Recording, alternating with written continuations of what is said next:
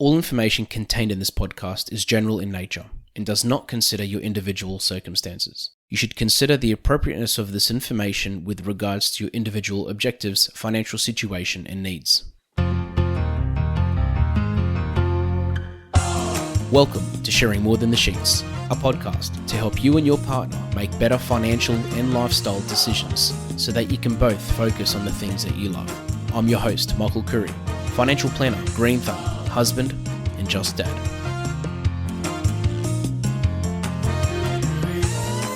I'm all about energy levels as a dad, as a financial advisor, as a business owner. I'm all about managing my energy, and it's something I've only just become aware of in the last couple of years.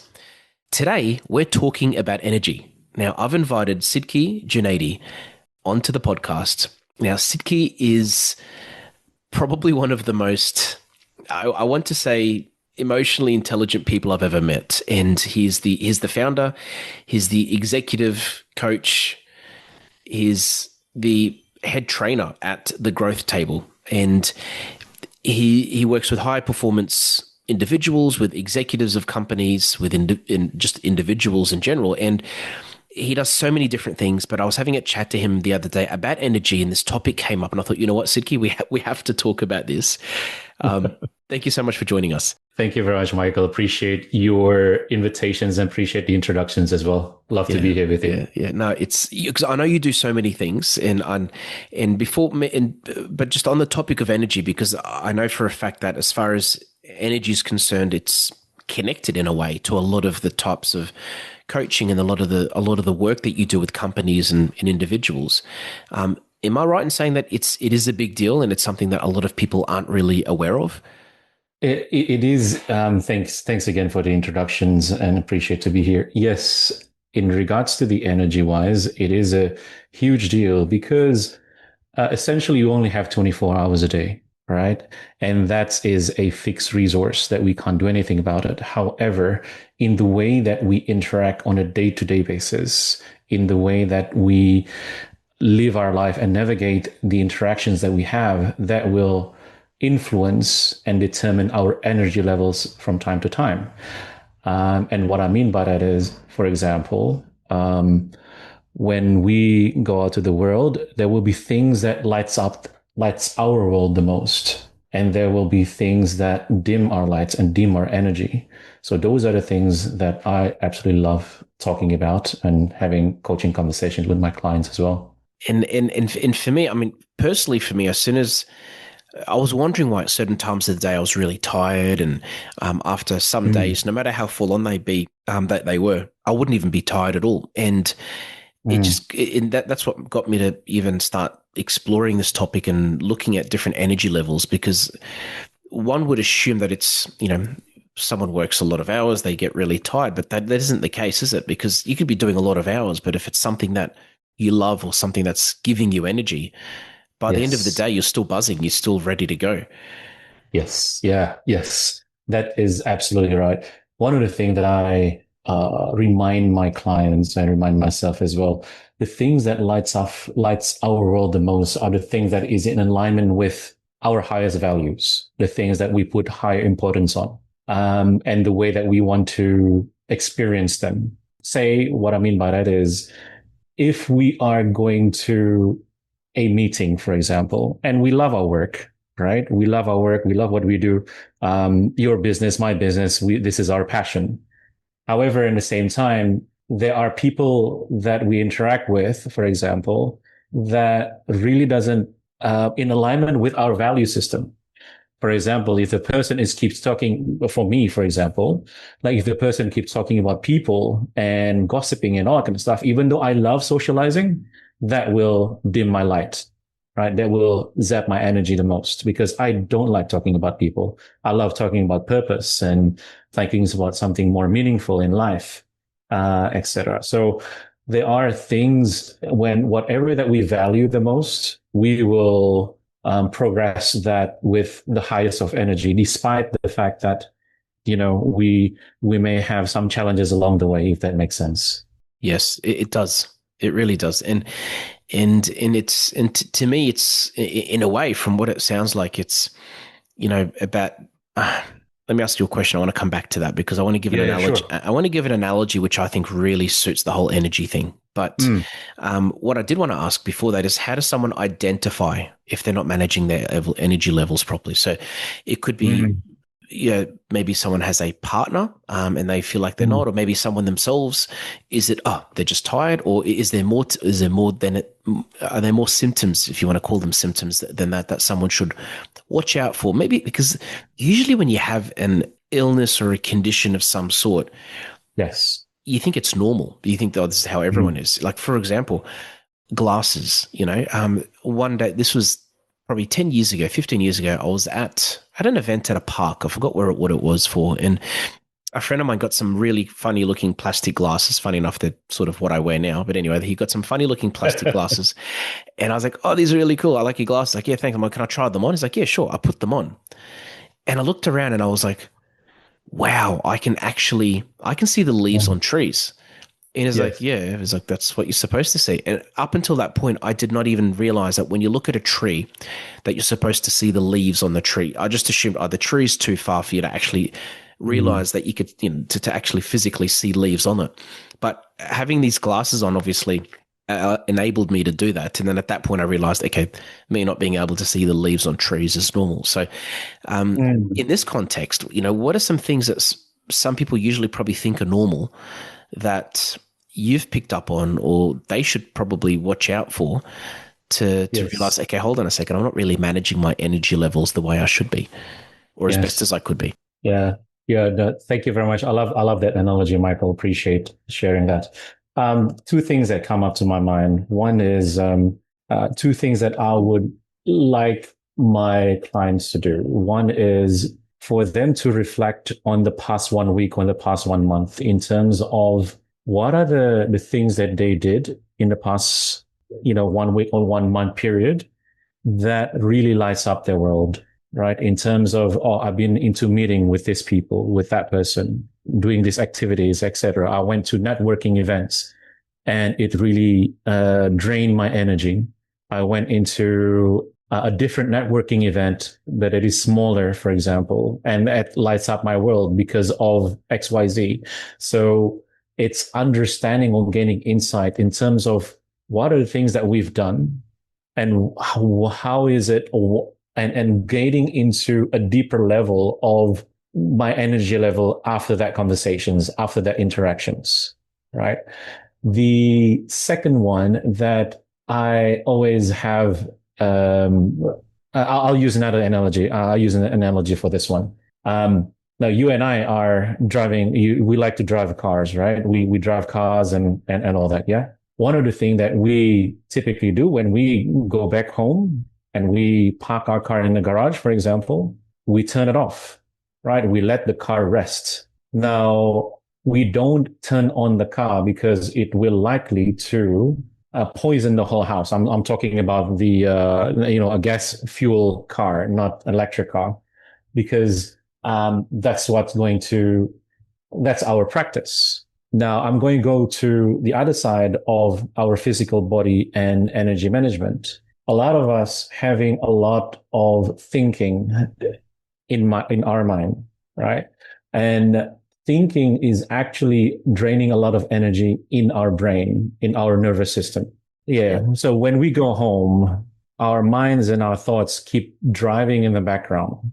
We're thinking about what's the projects coming up, what's the meetings going on, or either in the past, our thoughts always run in between the two. We hardly go in the present, either going to the past of what's happened in the day or what's going to happen tomorrow.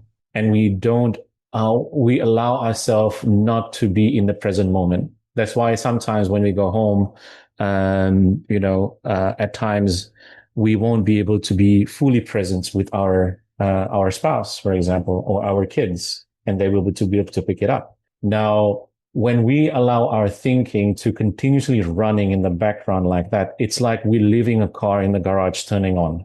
The whole body system, it's continuously working. If the thinking is stressing us out, then the cortisol level within our body is going to shoot high up. And that's why the next day we're going to feel tired. And we ask ourselves, what's going on? I don't even go to the gym last night. That's because we have a lot of thinking that is inside our mind. And that's basically one of the motor system inside our body or our brain system that continues this on. So we need to be able to practice of mindfulness and other practices that we need to do. That makes sense. And I think once you've got that, you then build that awareness. Mm. And that brings me to my next point. And here comes another analogy. To me, you said something earlier, and you mentioned certain tasks and certain people, and it makes me just think: are there situations where it's like having weeds in your backyard? You want to take out the weeds so they don't ruin your soil. It's the same Mm. thing with a day. Like there are probably things that you can avoid in a day, whether it's gossip. You gave the Yeah. example of gossip, or whether it's maybe talking to particular people that can create that bad energy, or we've always had people saying bad Mm. vibes. It's just that bad, those in a way they poison your day, or they can affect, or something can happen and it just carries over for the rest of that day, or for the next 2-3 hours, for example. And because the question I wanted to ask you here now is, what can someone do to manage them properly? And you've mentioned a few of the things, but Mm. what are some tips? What are some tricks? What are some Yeah. practical things that maybe someone can put into place, or put into practice, Yeah. to not just avoid bad things, but help keep their energy going, whether it's ways to monitor their energy, or Yeah. um, Yeah. yeah. Yeah. Yeah. Yeah. All right. I'll give a different example rather than perhaps gossiping and all that. This is quite common in terms of, for example, because now I'm going to networking events, etc. Right. And I am someone who is quite introversion. So what I mean by that is, for people who's listening, in introversion is I get my energy from interacting with one-to-one conversations, or having that deeper conversation, rather than I need to move on from one to the next, to the next, to the next, to the next person, to the next person, to the next person. That's going to drain my energies so much. So the practice that I do before I go to any networking events is, one is grounding myself beforehand, in terms of I do something that really lights up my world to get my energy high. So I love interacting with my kids. One of my highest value is family. So I love getting hugs from my kids and just being there and playing with them, so that my energy level is getting is high. And then I also connect to my highest purpose, or my highest intention of what is the purpose for me to go into this conversation, to go into networking events. That is, for me, is about how can I interact with people in the best way possible, so I can understand about their pain points and their dreams. And then how can I help them? What is the goal that I can leave them behind? So that's, that's so connecting to the higher purpose of that interaction. And then the third afterwards is I recalibrate thereafter. After the networking event, I feel exhausted. I feel tired. Say, for example, another example, if after my facilitations with, a good number of people, I get tired. So what I do by that is I just connect with my own, in my own space. I go to a cafe, read books, or just be in my own space. So get my energy back up.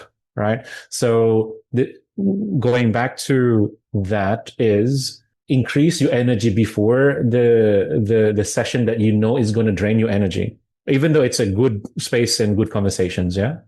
And then afterwards, connect to your higher intention. What is the intention of me being there? And the third one is, after the conversations, after the interactions, is how can you recoup back that energy? So it's like you keeping a gauge of your own body system, understanding where you're at. These podcasts have been brought to you by Better Financial Planning Australia. To book a free 15-minute phone chat, visit betterfinancialplanning.com.au. Yeah, you know what that reminds me of? It reminds me of my son has a Roblox game he plays. It's a boxing one. And what happens is, when someone's boxing you, you get hit. There's this level that drops. And for it to go back up, you don't need to do anything. You just need to not get hit. You just need to step back a little bit and let it just go back up again. And I think in our lives, so many of us, especially people that, are ambitious and people that just like to get things done, they, and that's, I'm one of those people, like I'm just very, I don't know, I like to squeeze every minute out of a day. Mm. But the bad thing as well is that we can sort of be running on empty, but still pushing ourselves to just go, go, go, go, go. And, and sometimes all it takes is like what you said, just that little moment or doing that particular thing that gives you that bit of energy to just fill your tank up a bit in a way, Yes. to just be able to then hammer on. And because naturally, I'm assuming somebody, if they do this whole, if they can, anyone that can nail this energy thing, or if they can at least not nail it, if they can actually do a pretty good job of managing their energy during the day, I'm assuming they're going to be a lot more productive and a lot more sustainable and work a lot more efficiently and probably be a better person. Yes, that is really relatable, and I love that analogy again, Michael. And it's totally right. If we are able to manage in the way that we live our day, then we are able to lead our life better. We are able to connect with our spouse better. We are able to connect with our children better, right? Because you are being able to fully presence in not only in one task that you do. I mean, work is part of the things that we do every single day. However, we are more than just work. We have other things that we are responsible for. We are wearing different hats, right? So how we are managing the biggest portions of the thing that we do on a day, which is work, will translate in how we do the other things. So being conscious, being intentional of every single interaction that we do is key. Now, I'm going to shift the conversations perhaps to the chemical balance within our nervous system. We have the cortisol level, which is our stress chemical, and we have our oxytocin, which is the feeling of love and feeling those connections every single day, right? Those two are very key in terms of how we can manage our life better, how we can manage our energy extractions or energy expressions in our day. We don't want to continuously pumping in cortisol 24/7. We also want to feel that relaxations and feeling love and feeling contentment inside our life. So how do we do that? So we just need to not just, sorry, that's a incorrect language. We need to start managing our life better, and also the interactions and the quality of relationships that we have with the people in our life. Yeah, there are so many, and I think like anything, there's each person's circumstance is different, and it depends probably on the type of role that they do as well. I'm assuming, because if they work in an office where they can schedule appointments, something that works for me is scheduling my week out from the middle out, and starting with Wednesday, and then when that's full, then scheduling in Tuesday and Thursday, and if I'm lucky, Monday and Friday won't be as crazy, and that way I get to ease in during the week, and then I get to ease out towards the end. Some people aren't as fortunate to be able to schedule their own appointments or even have appointments, and their type of work is a bit different than that. And I'm assuming they can probably maybe do something similar, like maybe take small breaks here and there to recharge. But have you heard of that strategy of just scheduling a diary in a different way, or scheduling certain? I've also heard of doing certain tasks at the start of the day that you don't really enjoy, and then using it's called flow, isn't it? I think something about flow.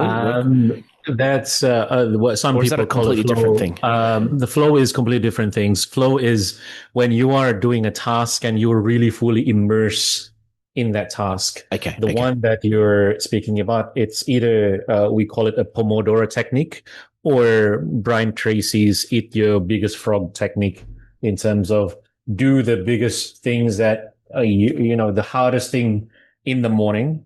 Set a time for like 2 hours, 3 hours, and really get things done. And then afterwards, you insert other activities throughout the day that you need to, in terms of checking emails, responding to emails, etc. But the first 3 hours is focusing on those bigger projects that you have. So it's called Eat That Frog. Yeah, Eat That Frog by Brian Tracy's. Okay. It's a very interesting name, I know. The other one, though, the other one is much more about creating white spaces in your diary, in your calendar, right? So the white spaces are the spaces that you can think, that you can reflect throughout your day, that enables you just to really connected to who you are being rather than just continuously doing. The doing is the running energy in terms of I need to build, I need to go this, I need to go that, right? It's the beingness is the one that enables us to have that one beautiful relationships and a relationship with ourselves first.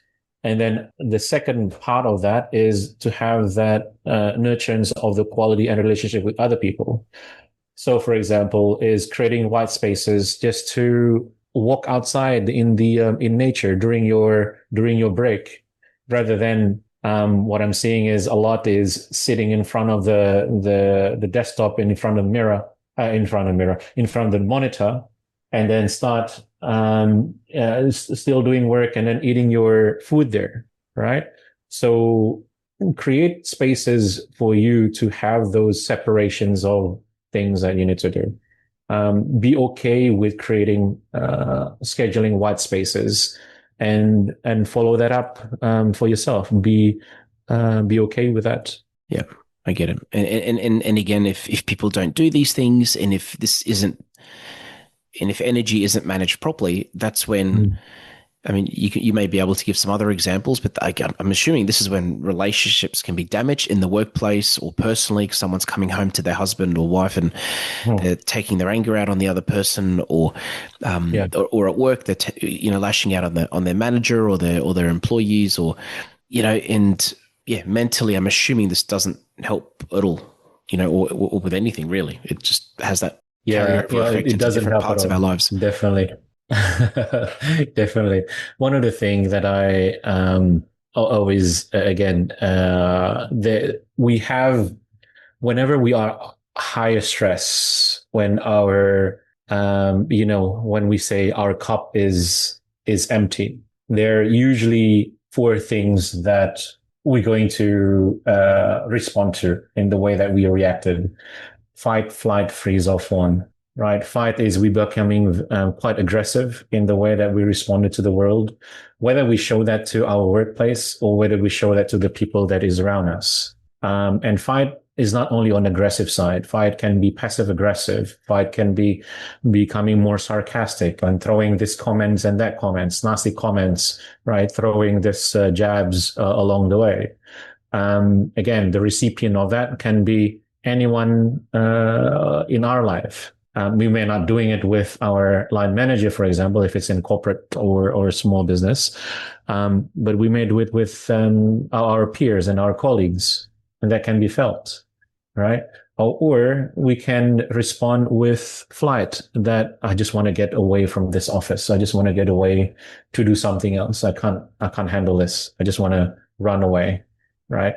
The other one is freeze, where you are there physically, but you are mentally checked out because you're so overwhelmed and you're just trying to be, your mind is wandering elsewhere. And the last one is fawn, where you just basically saying yes to anything and everything, becoming the people pleaser for whoever that may be. But yeah, that's how the quality of relationships is going to be influenced. Yeah. And I think if someone's listening to this, they're probably relating, I think, to a lot of these things. They're probably listening to some of even what you just mentioned. They're like, yes, that's me. I've done that. And even I'm listening to you, I'm thinking, yes, like that's what I've done in these situations. So it's really interesting. Like when you're aware of something compared to not being aware of it, that moment of realization. But it's good because it helps you to learn and it helps you to become a better person. Yes, that's right. And one of the key thing is to remember that awareness is the step to the first step, right? The most important part is what are you doing with that awareness? Are you continuously practicing the routine and the habits that is not serving you, or are you can you make the necessary step change to make more meaningful changes and habits and routines so that it serves you? I always say that, 1 degree of committed change of routine and habits that serve you will eventually leads you to a different destination. Yeah. And can I ask you as well, Hmm. Sidqie, if anybody, well, two questions. The first one is, can you, for those listening to this that haven't come across your work and what you do, can you Yeah. briefly just explain what you do and the type of work that you do and who you can help? And secondly, if they wanted to get in contact with you, what would be the best way for them to do that? Yeah, beautiful. Thanks for that. So what I do is I do leadership coaching and also teams coaching and training. So in the one-on-one space, I essentially help leaders to grow from the inside out. What I mean by that is to help leaders to understand who they are at the core at themselves, and to break free from the glass ceilings and the patterns that they have been adopting or embracing for the many years in their life, and to unlearn that and relearn the things that is going to be more impactful for how they lead their life, how they lead their teams, and how they can have that meaningful quality relationships with the people that matters to them. The other part of what I do is I do team training and workshops. Basically, how can I help teams to understand each other, to help people to understand people, how they can interact better with one another, and that's basically what I do in terms of one-to-one and one-to-many coaching. How they can contact me is simply by going to my website in terms of which is www.thegrowthtable.com.au, or email me at hello@sidqie.com. That's my primary email. Yeah. Amazing. And Sidqie, I like to finish all my episodes off with a dad joke. Now I was trying to find a dad joke that relates to energy. I got one, but it's a different type of energy, but I'm just going to say it anyway because it's actually a really good one. But the question is, how does the kitchen say hello? It microwaves. You're a dad, so I know you appreciate it. Yes, I appreciate those jokes, man. I know you appreciate it. My boys is starting to pick up those dad jokes as well. They were like, "How do you come up with those things, Ed?" Oh man, it's yeah. Or is it, why didn't the LED light bulb get top student? It's because the Halligan was brighter. It's like there's literally, I've got a whole page of these. I might save this for. I'm going to save these dad jokes. Yeah, save that one. These are good to stick in the old in the in the bookmark. Oh, how funny! I use dad jokes for my long rides, and then I just use them with my kids. They were like, "Dad, stop that, please." Yeah, literally. That's okay. At least you and me appreciate it. People like us, we I mean, we've had dad jokes. I was going to say, and maybe dad jokes. You know what? Maybe dad jokes were always made for dads to laugh together, not for dads to laugh with their kids. You know what I mean? So maybe we've misinterpreted the whole dad joke thing. People have always thought dad jokes are for dads to be funny in front of their kids, but really, I think it's just for dads to laugh at each other. Believe it or not, though, my daughter also started picking up dad jokes, and then she started using it on me.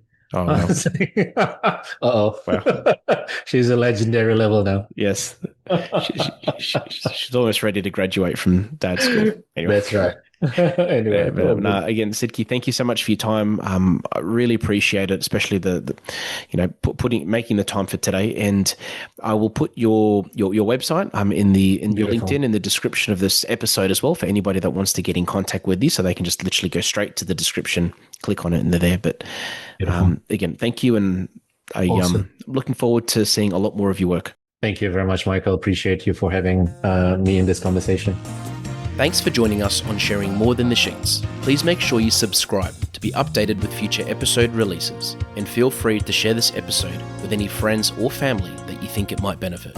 Please visit us at sharingmorethanthesheets.com.au to submit questions or requests for future podcast topics. These podcasts have been brought to you by Better Financial Planning Australia. To book a 15-minute phone chat, visit betterfinancialplanning.com.au.